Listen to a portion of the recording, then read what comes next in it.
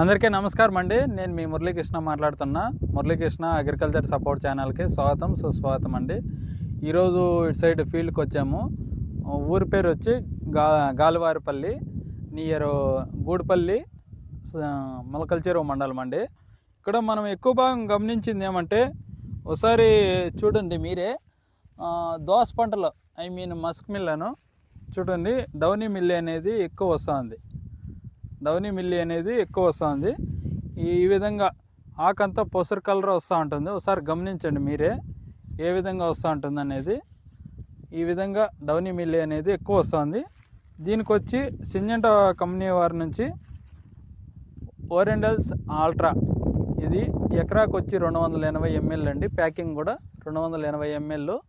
ఒకసారి మీరు స్ప్రే చేసుకున్నట్లయితే డౌనీ మిల్లీ అనేది బాగా కంట్రోల్ చేసుకోవచ్చండి. థ్యాంక్ యూ అండి.